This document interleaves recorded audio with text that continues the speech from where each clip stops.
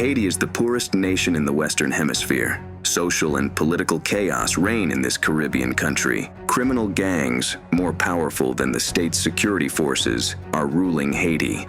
They attacked prisons and freed thousands of criminals, and took control of the main airport serving Port-au-Prince, the capital city. Businesses and schools were forced to close, and nearly 20,000 people have fled the country, many by boats trying to reach the coasts of Florida, others through the border with Mexico. But who is Jimmy Barbecue Cherizier, the prominent gang leader behind this chaos? What is the relationship between Haitian gangs and the Mexican and South American drug cartels? How are U.S.-made arms clandestinely reaching the country to fuel the violence and unrest? In this episode of Illicit Investigations, we explain the security crisis in Haiti. We go deep into Port-au-Prince to unmask the deadly gangs that control the country, and we reveal the unpublished story about how Mexican drug lords and arms dealers have taken advantage of the deep instability in the Caribbean island. Haiti, a Caribbean country with 11 million inhabitants, is in a state of anarchy. Gangs have shut down the main international airport, looted seaports, public buildings, and shops, and attacked over 50 police stations. Roads were blocked, severing the food and medicine supply, and 5,000 inmates were freed after prisons were attacked.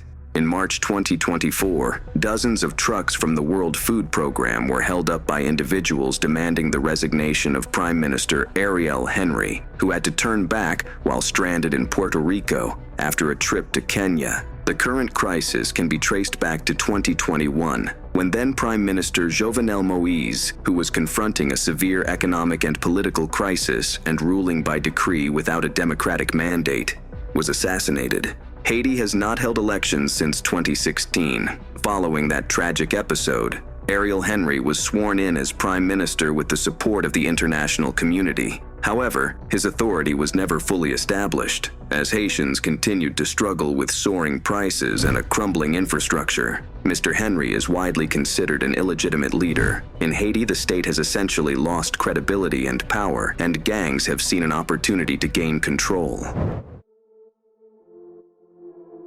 Up to 200 gangs operate in Haiti, about 20 of them in Port-au-Prince.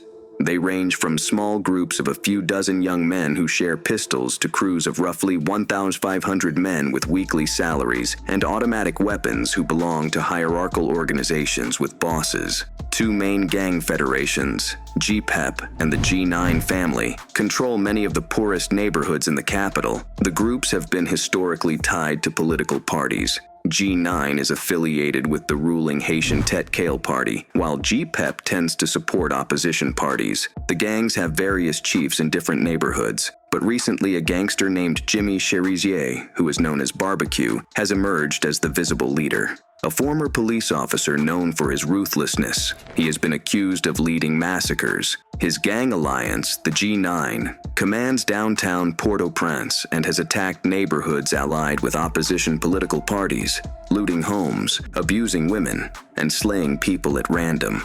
Since his ascent as the gang leader, Barbecue called the situation an armed revolution.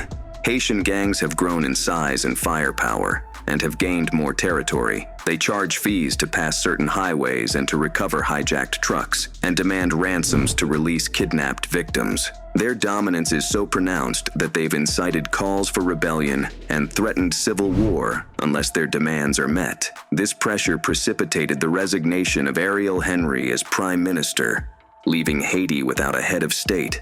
The United Nations reported that, in 2023, close to 5,000 people were killed and an additional 3,500 were kidnapped in Haiti. The past decade has seen a surge in violence, while state security forces have fallen in strength. The Haitian National Police Force has seen about 4,000 of its 15,000 employees flee the country in the past 2 years. While the United States has poured nearly $200 million into the department, it is notoriously outgunned and understaffed.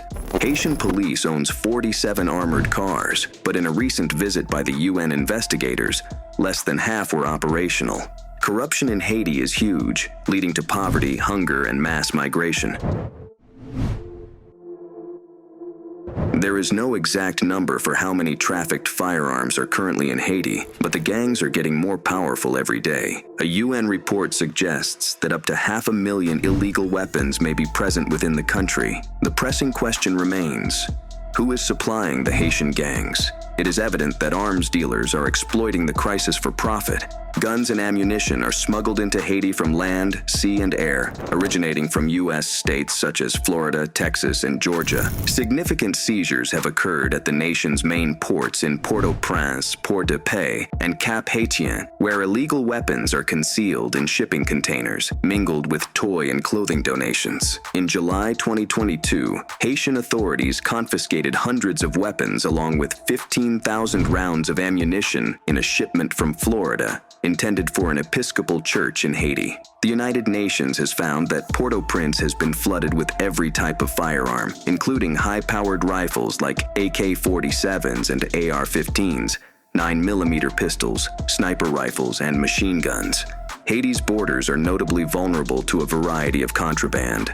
The country has an extensive 1,100-mile coastline and a 223-mile land border with the Dominican Republic on the island of Hispaniola. Moreover, there are numerous hidden airstrips, private ports, and unregulated roads facilitating the clandestine entry of firearms and drugs. Jolie Germain, who proclaimed himself king and was the leader of the formidable 400 Mowozo gang, entered a guilty plea in February 2024 in a U.S. federal court for arms trafficking into Haiti. However, experts assert that rebel figures like King or Barbecue do not seek political office. Instead, their goal is to maintain control and continue to reap profits from their extensive illicit activities amidst the ongoing chaos.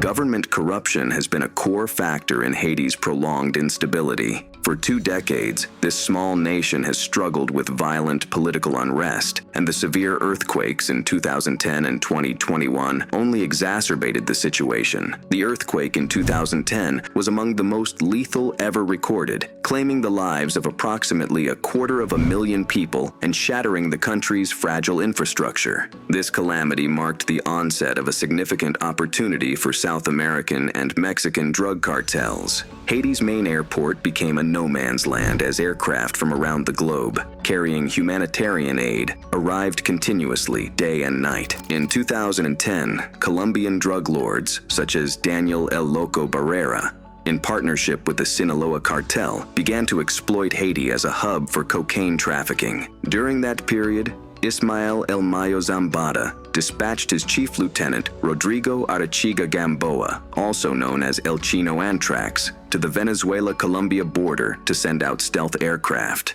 These planes bore Red Cross and United Nations insignia, but were loaded with drugs en route to Haiti. The cocaine would arrive undetected at Port-au-Prince airport and was then stashed away to be later smuggled aboard cargo ships and fishing vessels to the U.S. East Coast and Europe. The Cartel of the Suns, the notorious drug syndicate allegedly led by Venezuelan officials, including President Nicolas Maduro, Diosdado Cabello, Vladimir Padrino, Tarek El Aissami, and Nestor Reverol, is also reported to have smuggled tons of cocaine into Haiti disguised as humanitarian aid. Haiti has become a critical transit hub for cocaine from South America and marijuana from Jamaica heading to the United States, a lucrative operation that fuels local chaos. In exchange for hefty payments, Venezuelan and Colombian drug organizations, in collaboration with Dominican traffickers, secure the services of Haitian gangs. These gangs protect the drug shipments while they are stored near seaports or transported by land to the Dominican Republic. This is Illicit Investigations. Subscribe now to our channel to go beyond the headlines.